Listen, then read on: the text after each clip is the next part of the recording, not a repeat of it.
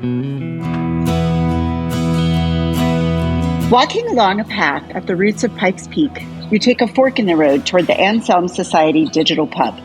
Inside is a raucous conversation on the arts, faith, and, is that a lion in the corner? Well, anyway, in the other corner, at a table by the fire, are three people. One of them has just recognized that lion and remembered that though he is not safe, he is good. That's me, your co-host, Mandy Houck. Welcome to Believe to See, a podcast of the Anselm Society Arts Guild. Here at Believe to See, we explore the relationship between faith, art, and storytelling. Our goal is to connect the great story, the great stories, and our own stories so that we can better understand what it means to live with a Christian imagination. So first, let me introduce my co-host, Christina Brown, who might be a little bit jet-lagged. Have you recovered from France yet, Christina? Or does one recover from France? That's the question. See, that's the real question. I don't think one does recover from France. I got a couple of prints from France and Paris, and I was looking at them this morning to try to see, okay, how can I frame these? Can I get them? And I was just looking at them and getting emotional and being like, wow, I was there and I still feel, That's amazing. We will need to have a podcast special for you, just especially for you to discuss what you learned and saw in France, or maybe a series, probably. Many things. Yeah, I'm still processing it. It was wonderful and beautiful, and I was afraid going there for the first time. I was like, oh, Christina, your expectations, they're too high. Just you're prepared to be your idealism is gonna, no, it was amazing. You were expecting yourself to be pre-jaded. I was just preparing for the worst, and I got the best. So I guess that's just I don't think I would have guessed that you would be jaded. You of all people. Well, our guest today has something in common with Christina. She and her husband are both key leaders in their ministry organizations. Noah and Nicole Stratton are respectively the executive director and artistic director of the Academy of Arts. Specifically today, we get to talk with Nicole about Logos Theater, which is one of 5 branches within the Academy of Arts. Welcome, Nicole. Oh, thank you for having me. This is such an honor to be here. Well, we are so glad to have you. And as I said, there are actually 5 branches within the Academy of Arts. Could you just tell us a little bit, kind of the 30,000-foot overview of let's get closer. Okay. Get as close as you want. Tell us about the Academy of Arts. Oh, boy, I can of worms here. Okay. Well, the ministry was, like I said, it was founded by my parents in 1971. So I've grown up in it, being involved in it. It first started out as a traveling drama team. So mom and dad started that back again, 1971. They took their first drama team out on the road, went to over 50 churches, and we're taking original productions. So he started out writing original biblical productions. So he had 4 plays on the life of Paul, 4 on David, all these different Joseph and everything. So he started out doing that. And that grew into the next branch of the ministry, which was what we call dramatic word seminars. So it's a long story, but my dad, if you get his book, I'll have to put a little pitch in here for his book because it'll be good to learn more about how this all started. It started a long time ago. He was on television as a boy, was discovered for having an amazing, beautiful voice, soprano voice. He had two television shows when it was live TV. So he was singing live TV. And he was so excited about going into the public school, which that school brought in these big shows. So they would bring in a director from New York, all the sets from Oklahoma, costumes, and they would do these big musicals. So my dad was looking forward, as a very talented young man, to being in those shows. Well, right before he went into high school, his mom removed him from the public school system because she saw the direction things were going. And a lot of his friends getting caught up in drugs and wrong kind of relationships. So she took him out and put him into a small Christian school. That was the beginning of the Christian school movement. So it had nothing. I mean, talk about not having an art program. They barely had a sports program. I mean, so he was a bit disappointed, but the Lord really used that education, to give him grounding.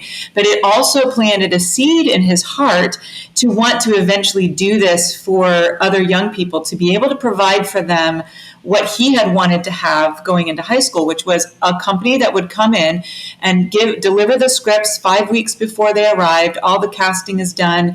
And then we come in with all the sets, the costumes, the props, the lighting, the soundtracks, a trained team. And in 1 week, we put together a full-scale production with those young people. So that's what Dramatic Word Seminar is.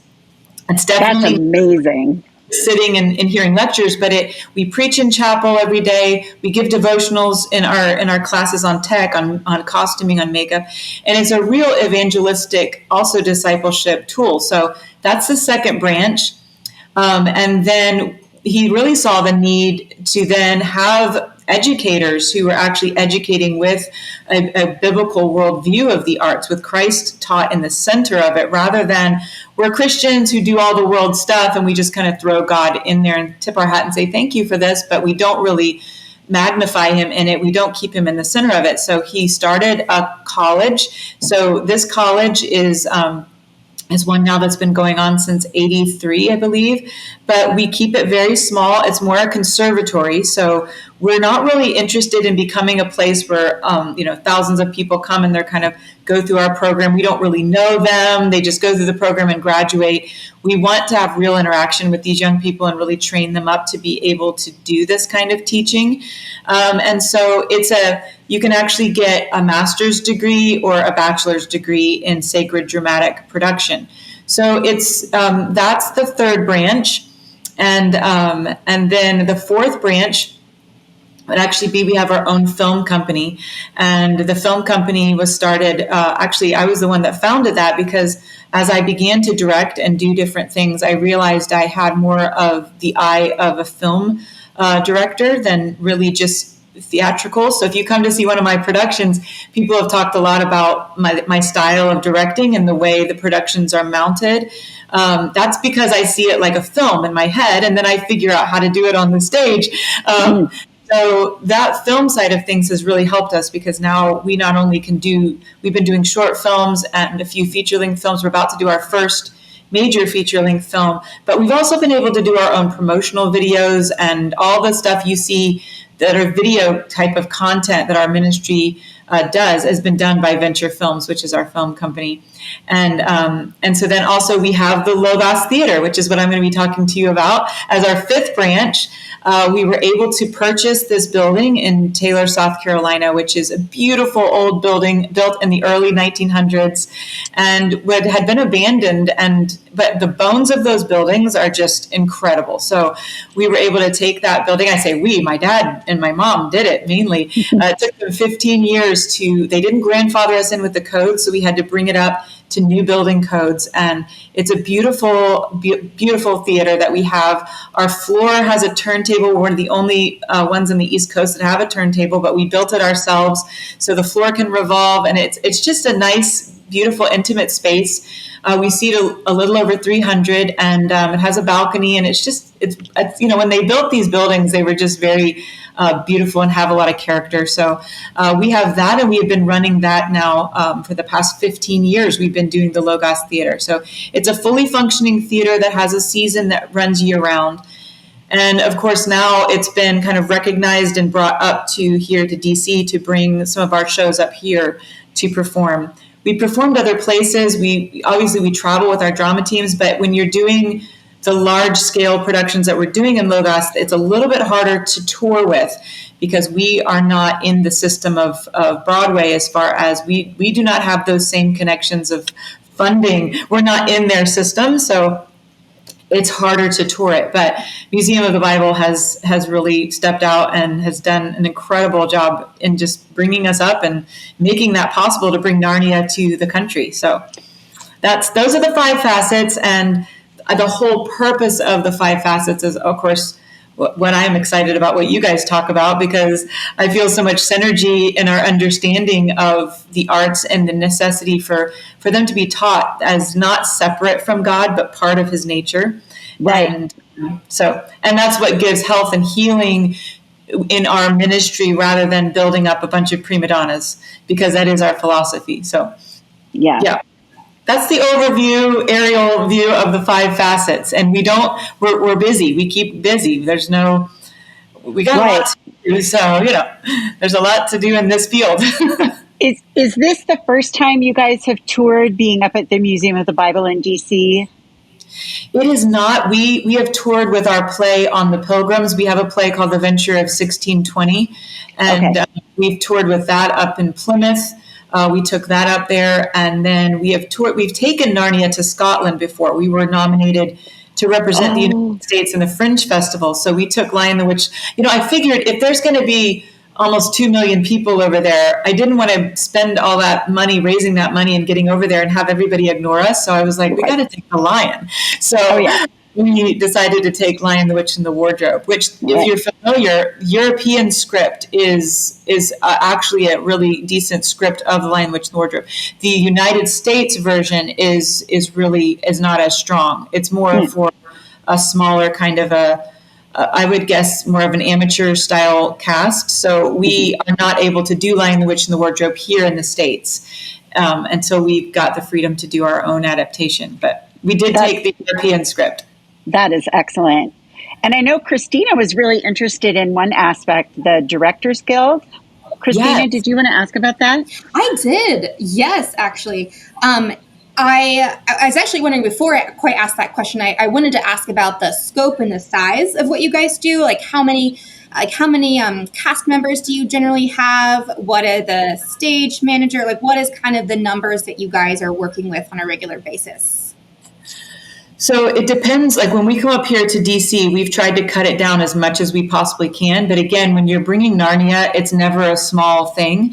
So the cast that we would normally produce Narnia with would be somewhere around 65, 70 member cast, including crew and cast. And that would be probably about the average. And of course, you can always cut it down, which we're proving in DC. But, it's easier when you're not doing, 50 costume changes. When we cut the cast down, the people have to play multiple roles. So like Horse and His Boy, altogether, cast and crew included, I believe we have 35. So we've cut it way down, but it's still a big cast to tour with. And but Narnia is always large. I think we have over 180 costume changes just in the Horse and His Boy. That's not even counting the wigs or the beards or anything like that. So it's a major production. So it takes a lot for it to tour, but it's possible. And we're learning more. The more we do it, then I guess the more versed we get at, okay, we've learned at this time how we can cut it down, how we can make it more manageable to tour. We've had a ton of interest in taking it around the country. So it's important for us to make it as feasible as possible to take it to a lot of places. With Narnia, you have to take in consideration the puppetry side of things.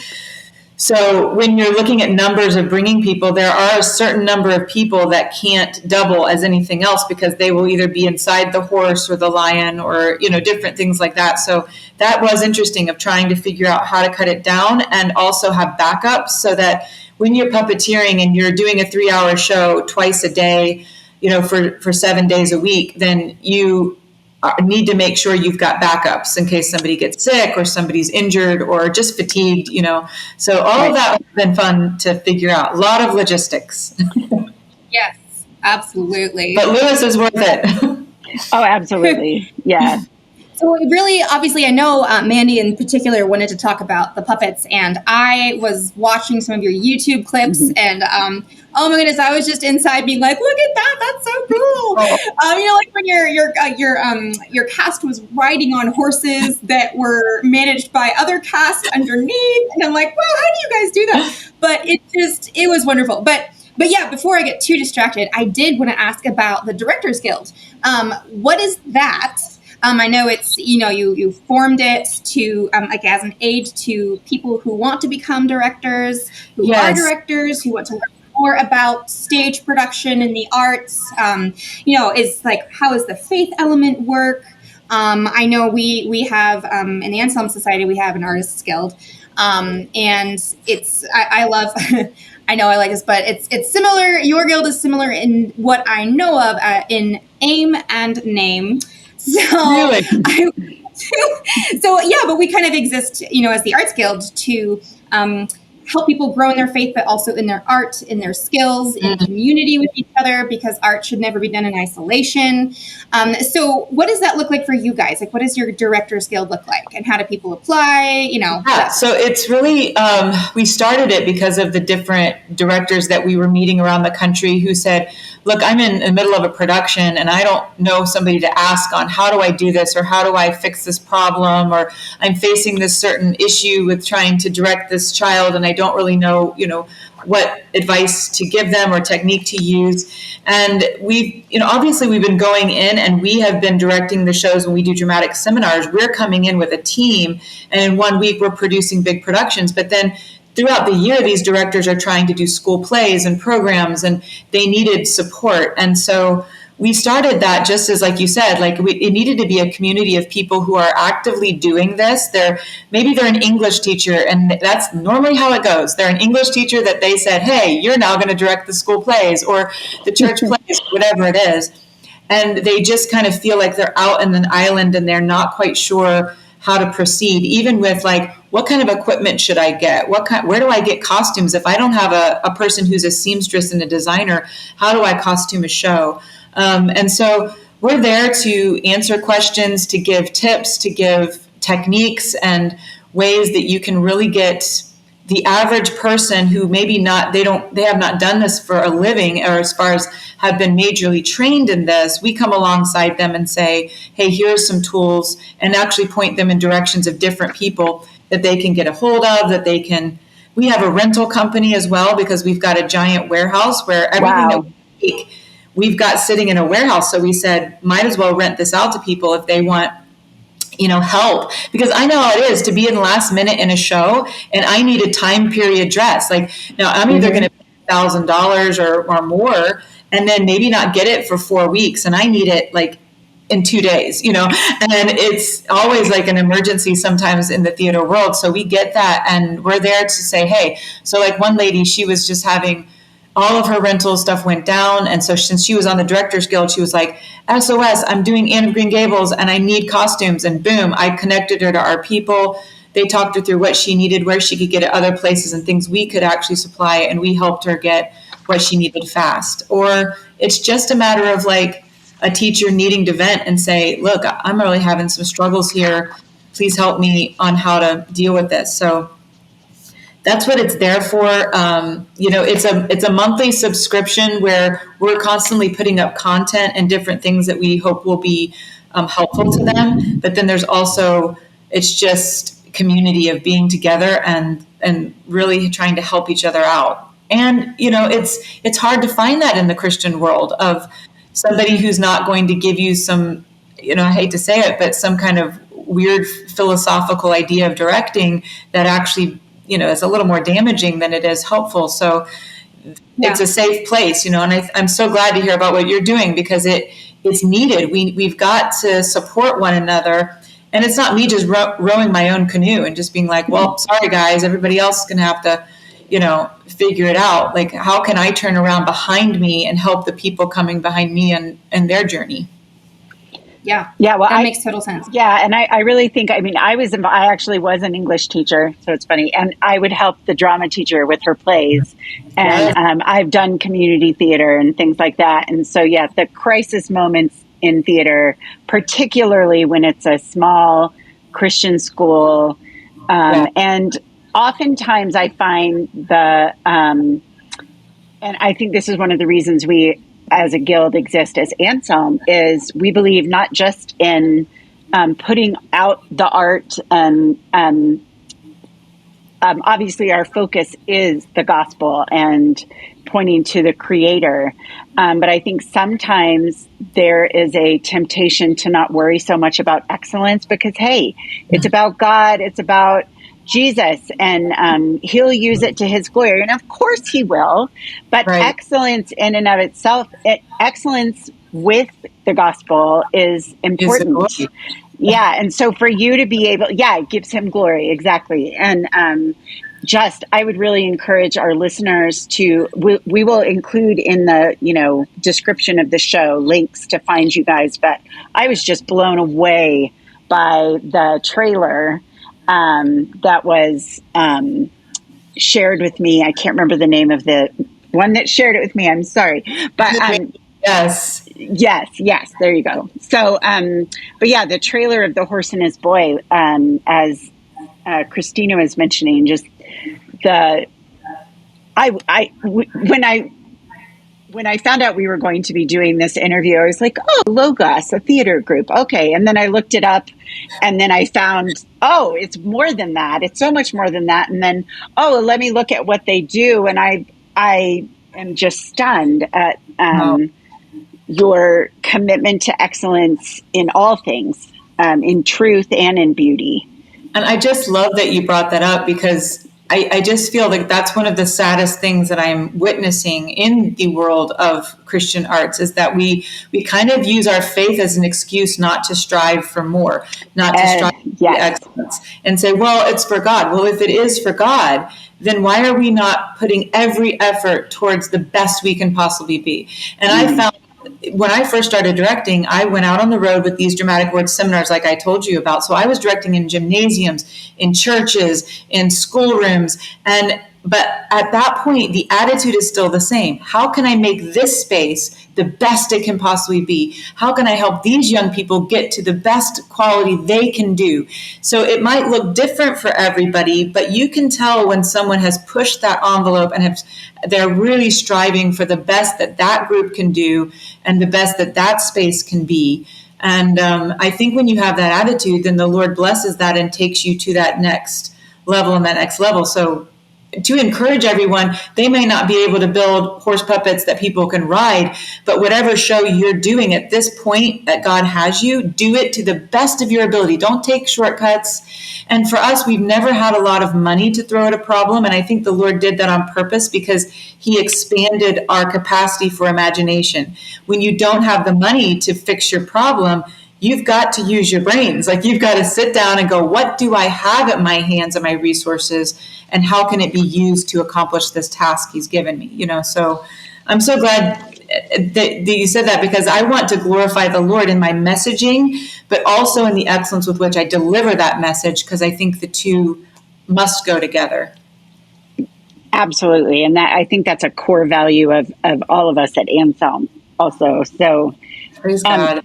So you said that I did not realize ahead of time that it was actually your parents who founded the Academy of Arts. So one of my questions was about your personal artistic and faith journey. I'm not going to be so naive as to think, oh, well, you were born into it, so it must have been just, like fairy dust. Of course it happened. So what do you have to say about that? Like, how did your faith and artistic journey come together? And I am just so grateful that the Lord had me do this particular craft. And I did not know I had this gifting. I was very shy growing up. I have three sisters, and, two of my sisters are extremely outgoing. All of my sisters are powerhouses in their different fields. And I just really wanted to stay home, and I was very quiet and shy. And so my parents just thought that's what I would do, but the Lord used this thing of communication to really get a hold of my life and my heart. My dad taught me something when I was quite young. He gave me a little bit of a lecture when I wasn't wanting to get up on stage and do something. And he said, Nicole, self-consciousness is actually consciousness of self, and that's not humility, it's pride. And you have something to articulate if you are a believer in Christ, and you need to not think of yourself now, and you need to think of others and give of yourself for them. And when I began to get on stage and do that, the Lord gave me a freedom that I hadn't had in my own personal life. And then eventually, the more I did that, then I got freedom in my own personal life, where I realized it's not so scary talking to people, like even meeting you guys and talking to you. It's not so scary. People are there to be met and talked to and communicated to. And when Christ is your focus, he gives you the boldness that you need to do the task he's given you. And then it also really, it helped me as I directed the shows that we do. We do plays on, the Apostle Paul, on Joseph. There's no way that you can get inside of those messages. And my dad was always teaching me to direct from inside the actor out, rather than look at the peripherals, but go inside. And when I'm going inside to these characters and thinking about Joseph being willing to forgive his brothers and watching that restoration and the providential hand of God, I mean, it affects you, it changes you, it starts to build your own faith. So playing some of these different roles and directing them has really helped me understand who the Lord is. But I think the biggest part, and I don't want to talk too long on this, is a huge subject for me, but I think one of the biggest things that has been the aha moment for me has been the realization that God has brought me through, that the arts are not a separate thing from his personage. When it says that in the beginning was the Word, and the Word was with God, and the Word was God, this is not something I hear even preachers preach, oh, the arts are created for us to use. No, I do not believe they are created. They are part of his very nature. And so when you understand that, and now I'm actually doing something that is a spiritual thing, what I'm doing right now of communication and using the breath that God breathed into my body to create my own individual tone to communicate with you, this is a spiritual thing. Emotion is a spiritual thing. Thoughts, I mean, all of these things. And if Christ is not in the center of them, they can either corrupt you and make you into a self-worshiper, or they can actually bring you into an understanding of who God truly is. I'm very concerned that we aren't talking about this enough, because we are missing a whole side of the nature of God. And if you're missing a whole part of his personage, do we really know him? Are we really learning him in a real holistic way? And so for me, the arts are not a side endeavor to spiritual activity. It is discipleship. It is learning of God while I'm teaching this. So that's why we do our own original scripts. That's why scripts are a really big, important thing to me. I don't just do whatever script comes down the pike. I'm not interested in growing this ministry quick and easy, which quick and easy would be do everything that's in the mainstream, that everybody recognizes, all the theater stuff that everybody likes, but that's not what we're about. We want to bring people into a further understanding of who Christ is. So, yeah, hopefully that's... And Christina's raised so I'm gonna, Christina has something. Wonderful. I do. No, I'm so excited. And I need to hurry because we have a big storm. I need to make sure I get this question in before I have to mute again. But on this topic that you were talking about, basically as a jump off, one of the things that I saw when I was looking through your website is that you do a lot of stories that a lot of people might not necessarily see as like Christian, like Scarlet Pimpernel. But you do it with the understanding that all things are God's and all stories are a part of a larger story. So when you use stories that pull out the universal virtues of goodness, truth, and beauty, you're taking parts of our common literary library, if you will, and bringing who God is out through it. Yes. People, who may not necessarily have realized, oh, wait, this tells a huge part of humanity and creation and God and who we are.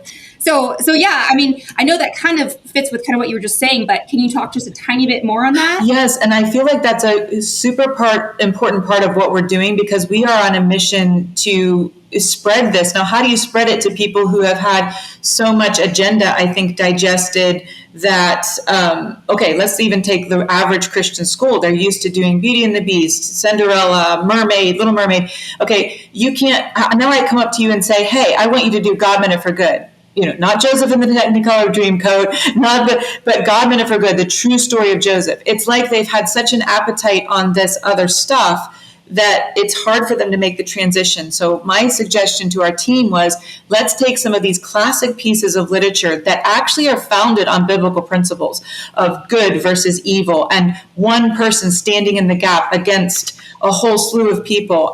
Scarlet Pimpernel, we really picked it too because it hits cancel culture. I mean, it's the ultimate cancel culture, French Revolution. I mean, if you didn't do what they liked and say what they liked, they literally canceled you permanently. So we could actually weave in these messaging that is already in the book. That, because a lot of these classic pieces of literature, we've got to remember these authors actually had biblical understanding. You weren't an educated person unless you were versed in the scriptures. Even if they wouldn't claim Christianity, they knew the Bible and it affected their writings. Yeah. So so much morality in there that needs to be pulled out. I was quite disappointed when I saw the Broadway version of The Scarlet Pimpernel, because it missed a lot of those things in the telling of it. So I thought, okay, if we take some of these classic pieces of literature that, like you said, it might not be so overtly Christian, but there are now look at what Broadway, Disney, Hollywood has done. They have done messaging that is covert. They have not been overt. They have been covert. And yet they have won over generations of people to their ideology. And what I'm saying is the truth, the same way, the truth comes in, even if it's subtly, it is powerful. It is there. It draws people to want to be the person who stands against the wrong, to stand against the majority, to actually be noble. Truth, honor, fidelity is one of the songs in the show, and actually learning what is truth, and can you change the future by killing the past? Or do you need to go to the past and learn from it and take those lessons into the future to change things? And so all of that stuff can be messaged through the Scarlet Pimpernel. And I have a chance to come to some of these mega schools and go, okay, you're used to doing Disney. Try this show. And it's a bridge show that eventually I can get them to do even bigger shows that would be, more based in even more overt, messaging. But I don't think really there ever is less power when something is covert. Sometimes it's even more powerful when it's a covert message that is so beautifully and artistically told that you are being affected by it, even though you can't really articulate it right away, but it's affecting you and changing your value system. Yeah. I mean, I actually taught, Scarlet Pimpernel was one of the first books I taught as an English teacher.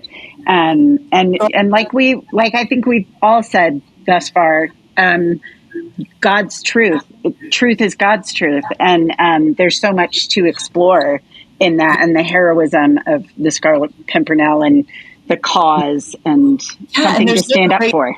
There's no great story told that is not stealing from truths from the Word of God. I mean, it's all hero stories that character arc has already been seen somewhere in the scriptures. So it was a joy to put on. It was tough. I'm telling you, it was tough. We had to build a guillotine that looks like it works because there are actual beheadings in the show. I mean, if you've taught the book, you'll appreciate how it begins. We decided to begin it with no prelude of music. There's nothing. It is stark. It is silent. And then all of a sudden, like the book talks about the buzzing of bees and the heat and everything, we actually, you hear it before you see anything. The audience is in complete blackness and you're just hearing the buzzing and it goes into this rage of people. And the whole first 5 minutes, probably 2 minutes of the show is them actually guiding somebody up for the execution. And when the guillotine goes down, boom, the music begins and you're into the show. But want being part of the book, the essence of the book to the people. Yeah. Definitely. Yeah, that's really neat. I absolutely love that. And kind of like, what Mandy was saying, all truth is God's truth. So even the covert messages you were talking about, in a way, like, they're not even covert. They're just true. It's true. Yes. True. Powerful in the Scarlet Pimpernel. I mean, it hits you right between the eyes. Yeah. It does. It really does. Really. So I love that you do that. There's very few ones as far as plays that we can actually do in our ministry. Our Town is the one that we do almost every other year. I do that with young people, and I actually use his alternate ending. I don't know if you've ever heard his alternate ending, but he had an alternate ending to it, to where she wakes up and it was more of a dream that she had while she was almost dying in childbirth.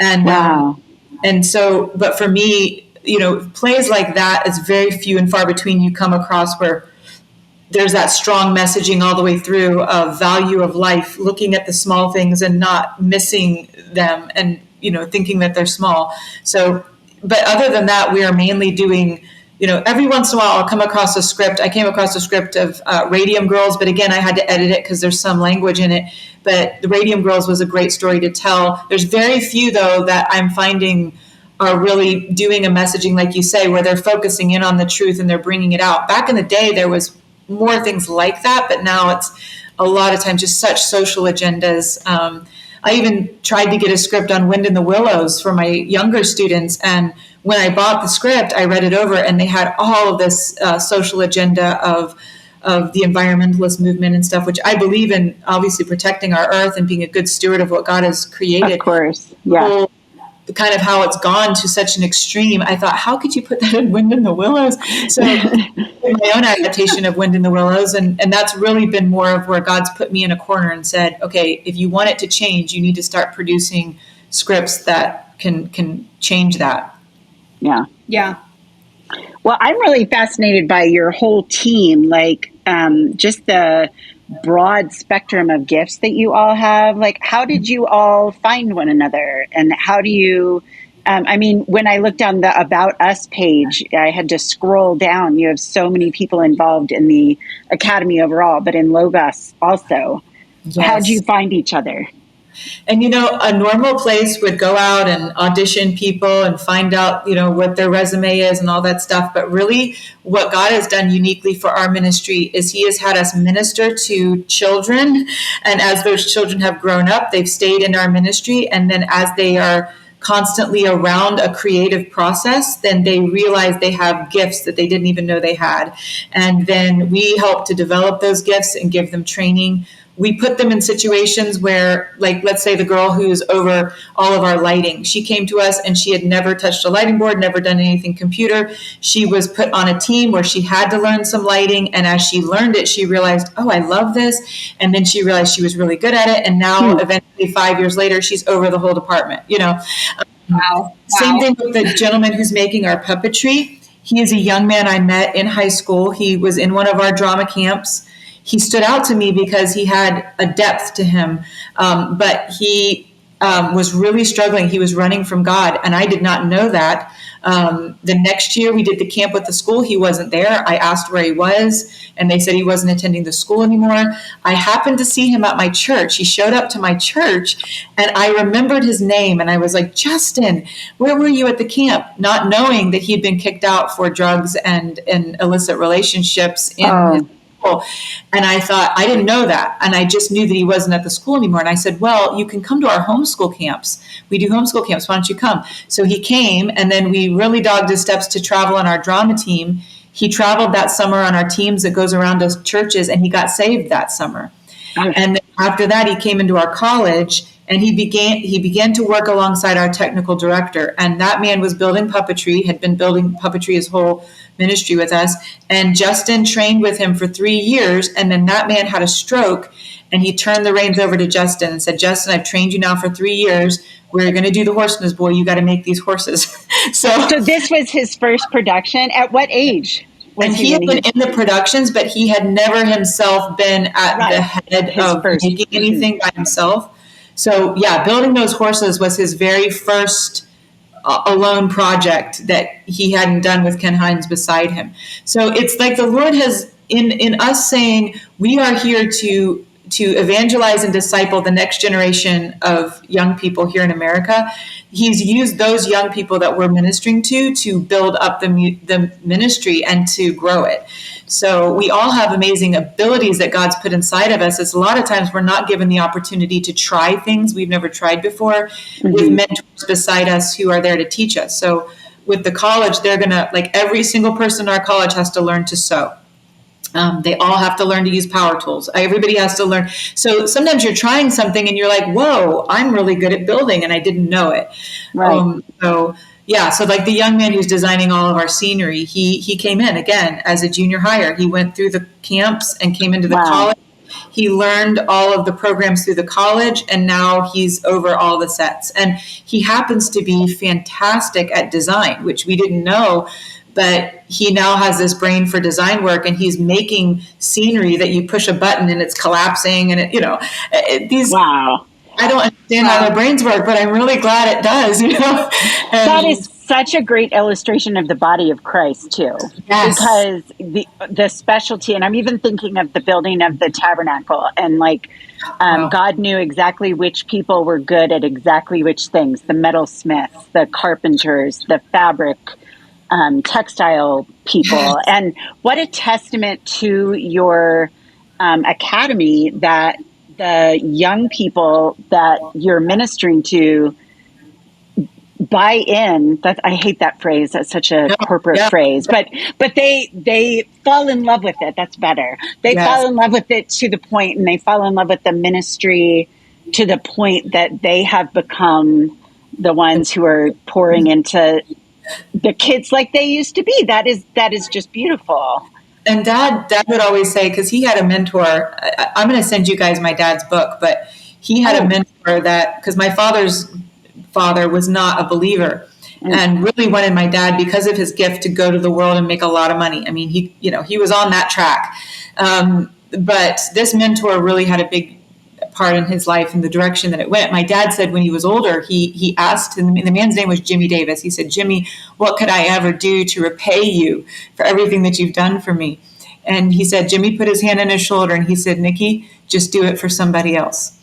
And that's become a motto of our ministry of like, okay, you've been ministered to, your life has been changed. Now do it for somebody else.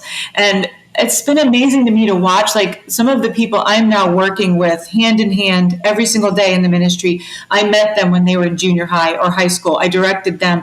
They came into the ministry and now they're married with children and they're the ones leading.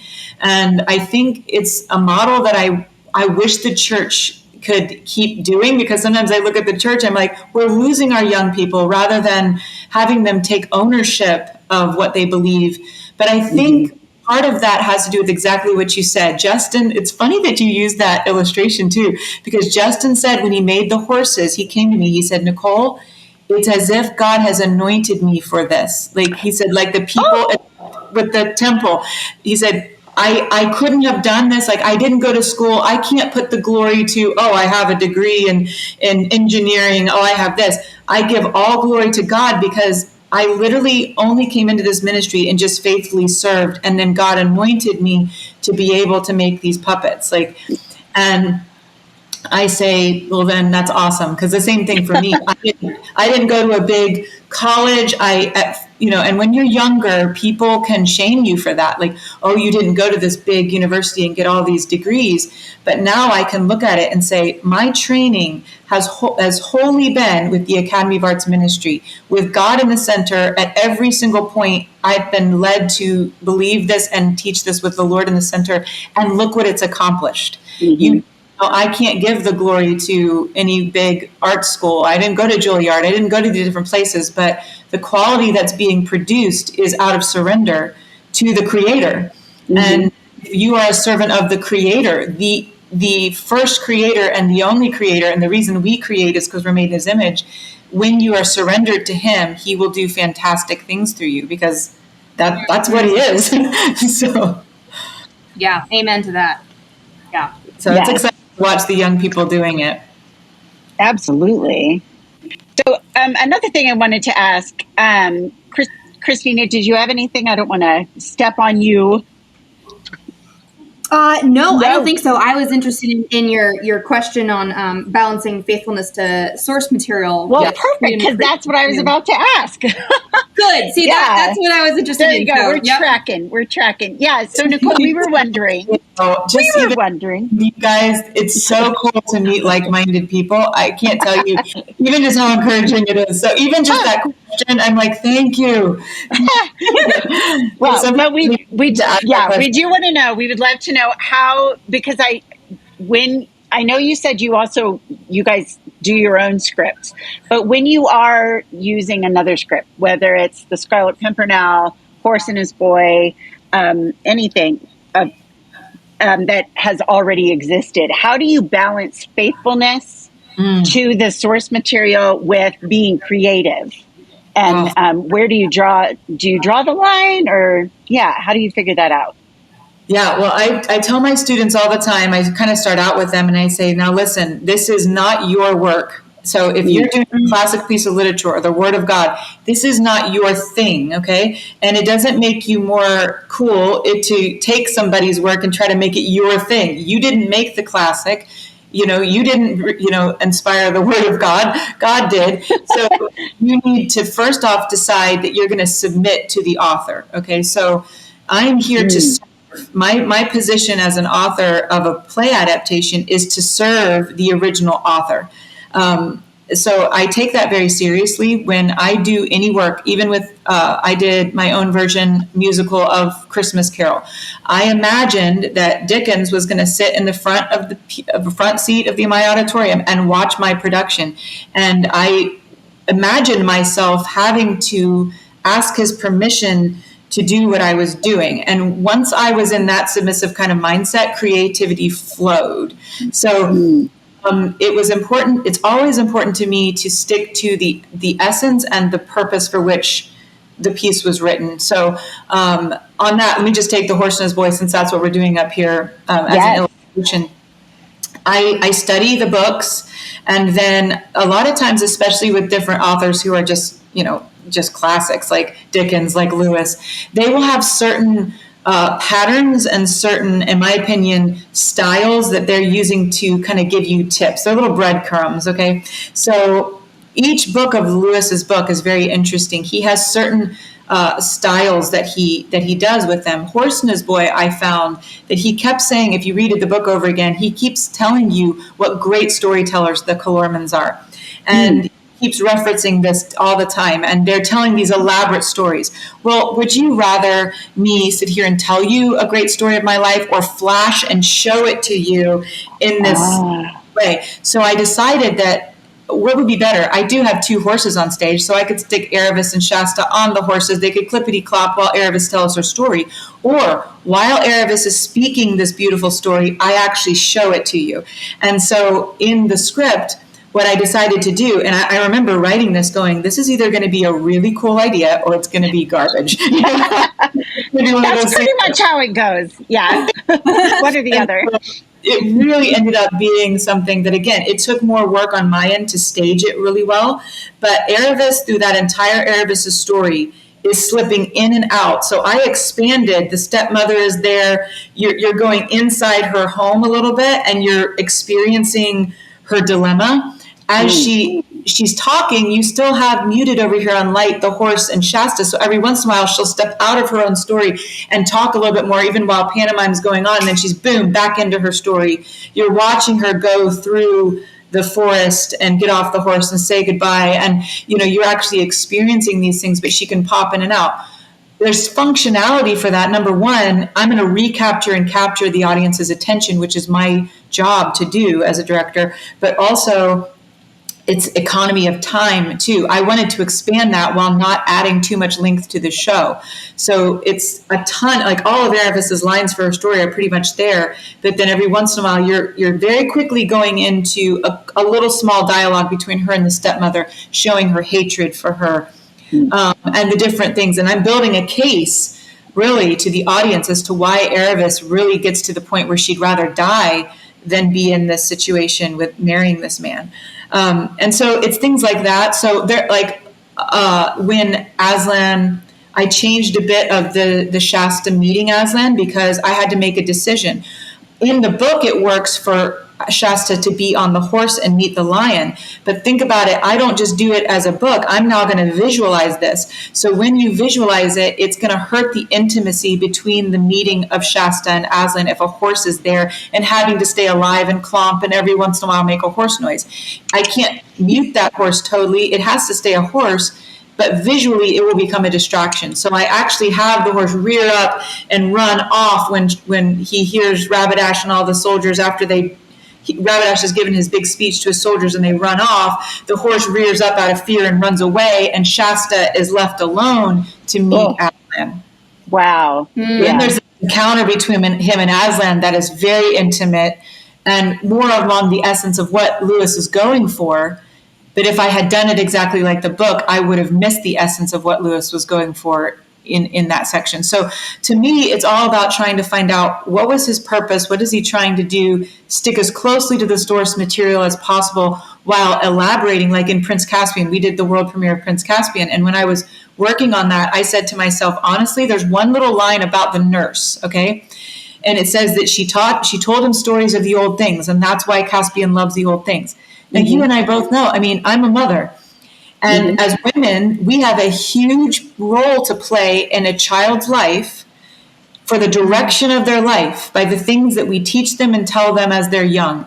And I wanted to expand the nurse just a little bit so that when that scene happens, when they come in and say, your nurse will no longer be here, like the audience is like watching this young little Caspian weep his eyes out on the bed because you've seen the connection between the nurse and him. And you've watched that being torn asunder. And now you're rooting for Caspian to, get on Destrier and to ride and to get away because you've been bonded to him.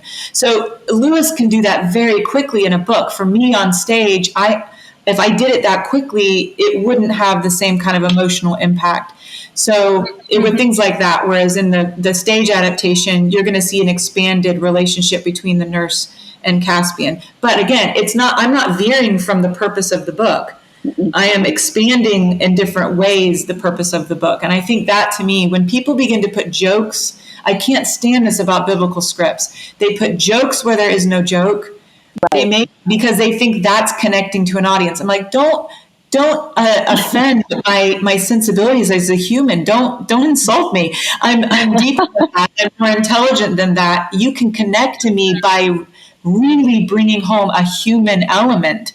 I remember seeing a biblical play where Noah is called by God, and Noah is there, and on stage he was milking a cow, and you heard God's voice, Noah, and he went like this, and he kept behind the cow, and the whole audience laughs, and I'm going, okay, when God spoke to Noah, what was it like? If you would actually do what it was really like, you would connect to me on more than just a surface ha-ha level. You would connect to the essence of who I am as a being made in the image of God. You would do what it's meant to do. So for me, I'm looking at it and I'm trying to just be as true to the source material as I can. Even when I veer, it's veering to be true, if that makes sense. Yeah, you're not trying. The example you shared, they maybe audience's attention, but you're not trying to get their attention. That's surface. Exactly. So, yeah. And I think, that's pandering, kind of like you said, to like, pandering. Well, I want to reach them. I want to entertain them. And it's like, no.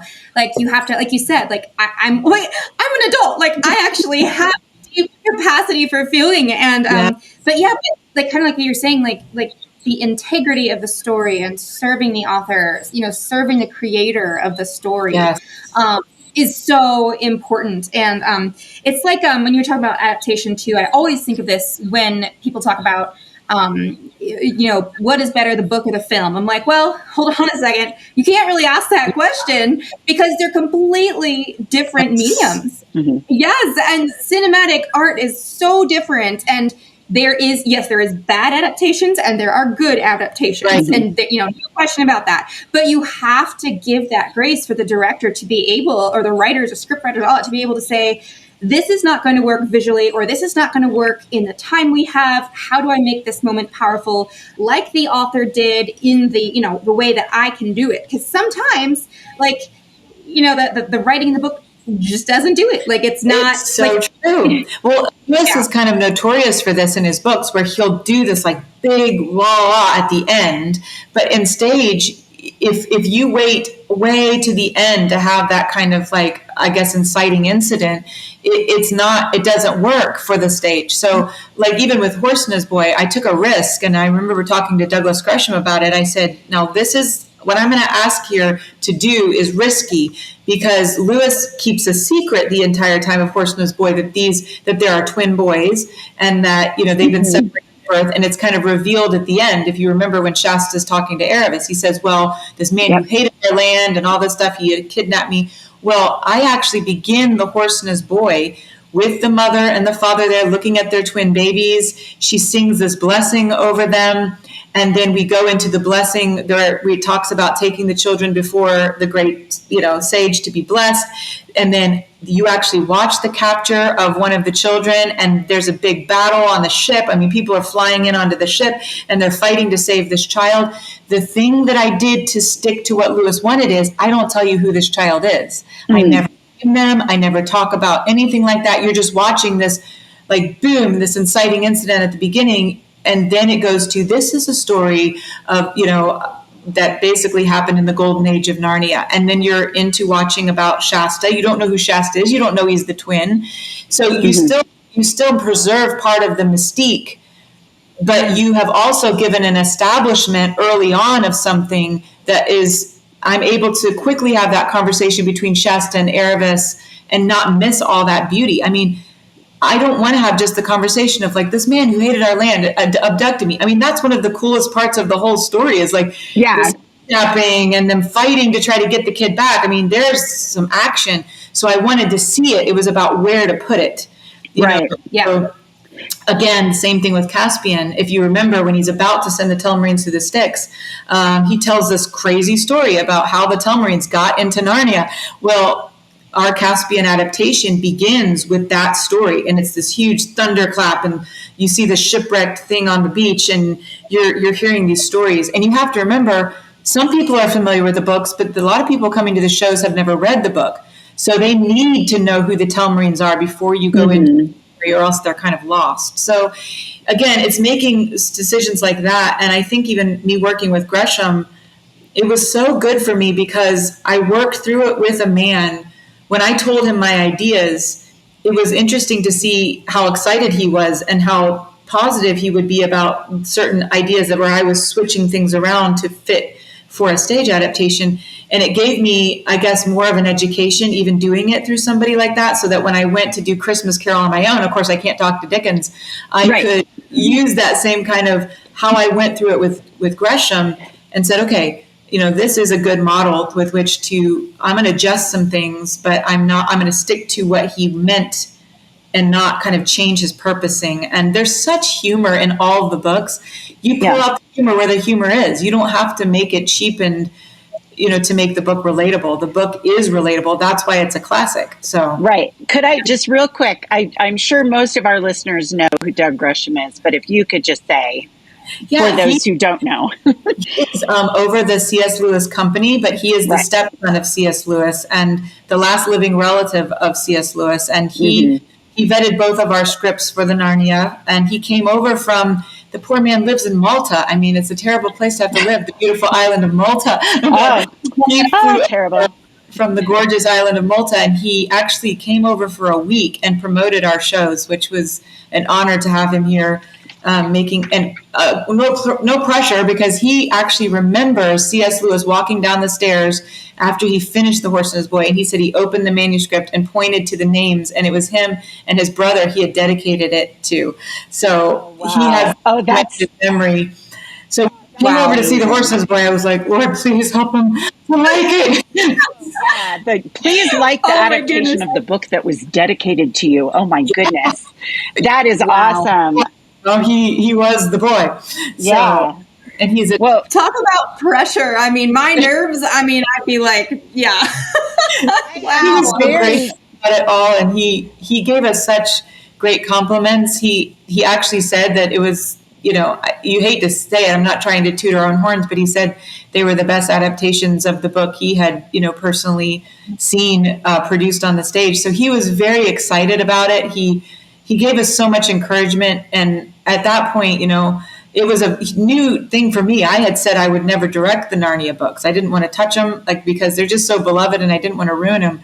But for him to come in, and he was so, I mean, he's the producer of all the films. He's seen hundreds and hundreds of scripts. So for him to come in and encourage us like that was really great. And he's been a friend ever since. He's just very personable. Well, that's a great friend to have in the ministry that you're in. And I really hate to say this, but we are running low on time. And so I want to hear from you, since where could we, lowly listeners and podcast hosts, where would we be able to see your work for Logos Theater? Well, obviously, if you want to come in person, we would love to have you in person. Let's go to DC. You go to DC. We're going to be here showing The Horse and His Boy through August 6th at the World Stage Theater. So that's right there on their website. You can see about tickets at museumofthebible.org. And then we're taking The Horse and His Boy to Branson, Missouri at Christmas. So that will be showing in the Freedom Encounter, which is a beautiful 2,000-seat auditorium there in Branson. So we're bringing Narnia to Branson for Christmas. And then we are actually showing the Scarlet Pimpernel in our own theater coming up here through October through November. Those 2 months we'll be showing it in the Logos Theater, which I think is the best place to see it. It has the turntable, it has everything. It's just a beautiful show. And then we do have Logos, it's a virtual Logos Theater. So you can actually go to virtuallogostheater.com, and it has things where you can actually see. Right now we're about to put up the Scarlet Pimpernel. So we professionally filmed those shows, and so we put them up online and people can watch them from afar. And we did that during COVID because obviously COVID shut us down in every single way. Good. Mm-hmm. And we pivoted fast and started to do different things. But unfortunately, the Narnia shows cannot be live streamed or put up online, even though we have filmed them for our own archival purposes, because Netflix has the rights to make adaptations right now for film. They own, they own every single part of filming it. So you have to, if you want to see them, you have to see them in person. But I hope the two of you come, really, actually, because you guys, with what you're doing and your love of this and your expertise in this, it feeds your soul even more if you are already in that understanding. So I don't know. Oh, I would love that. I'm going to have to look at plane tickets. Girls' Weekend, Christina. Yes, flying in from all over the country and even the world. We had some people flying in from England and different places and India. So, when you don't really see adaptations to this level, and Narnia fans are all over the world. So, that's true, as they should be. And this book doesn't get as much attention as it should. It is literally, right. There are a lot of people for whom it's their favorite, though. My daughter Emmy is her absolute favorite of the Chronicles. So beautiful. So, and I think it's one of my favorite ones on stage. It adapted to stage so beautifully. It's she lives in Ohio. Maybe I could send her and her husband to DC. Well, they have tickets and a backstage pass if they can come. So let me know. I will let them know. Okay. Well, Christina, did you have anything you wanted to? I mean, I'm just fangirling over here. So. No, and I was going to say about the Directors Guild, if they wanted to go to, it's actually, see here, I'm going to tell you the exact address, but it's thelogostheater.com, and that's where you can see more about Directors Guild and if they wanted to sign up for it, but because I hadn't mentioned that, but yeah. Yes, thank you. I already sent that part of your website to my brother-in-law, who is very into this stuff, and he directed some theater for small children once upon a time as a ministry. Perfect. So I was like, okay, dude, this is right up your alley. Oh, that's amazing. Anyway. Yeah. Well, thank you so much for joining us. This has been an absolute joy to meet you, even virtually. Absolutely. So hopefully soon in person. Yes. Thank you for what you're doing. Thank you for actually looking at the truth, understanding it, and propagating it. I am so encouraged by this. May your tribe increase. Maybe keep going. Yes. Agreed. Well, as we say, things are winding down here at the Anselm Society Digital Pub. The fire is down to embers, the customers are trundling home, and you've polished off your final glass. Once again, Believe to See is a podcast of the Anselm Society Arts Guild. If you have a minute, we would love for you to rate and review the show on Spotify, iTunes, or wherever you get your podcast. Thank you so much for listening. We will catch you next time.